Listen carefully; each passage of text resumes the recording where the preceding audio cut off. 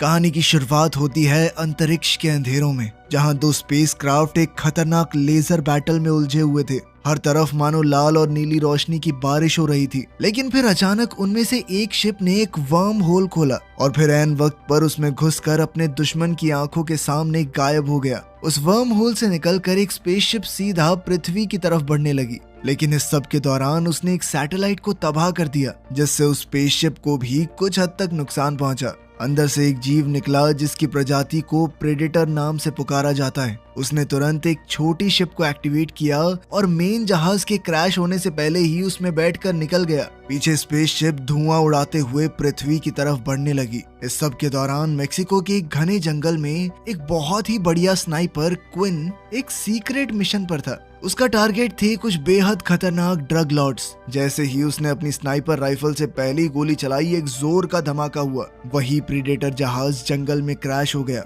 उस धमाके से निकली हुई तरंग इतनी ताकतवर थी कि क्विन जमीन पर गिर गया। कुछ सेकंडों बाद जब उसने होश संभाला तो सोच में पड़ गया कि आखिर ये था क्या, और फिर क्रैश साइट की तरफ बढ़ने लगा। वहां उसे एक एलियन टेक्नोलॉजी का कवच मिला, जो सीधी सी बात है कि उस प्रेडेटर का था। इसके साथ साथ उसे कुछ और चीजें भी मिली थी। जब वो उनमें से एक चीज को समझने की कोशिश कर रहा था कि आखिर ये है क्या, तभी उसका साथी डुप्री वहां आ गया। उसे देखकर क्विन थोड़ा घबरा गया। डुप्री ने उसे एक बैग दिया कि इसमें रख दे ये। लेकिन क्विन ने उस चीज को अपने हाथ में पहन लिया और उसे महसूस करने लगा कि ये क्या है। तभी जंगल से एक अजीब सी आवाज आई। उन दोनों ने देखा कि उनका एक साथी पेड़ से उल्टा लटका हुआ था, बेजान। तभी अचानक खुद प्रेडेटर उनके सामने आ गया। उन्होंने डर कर बिना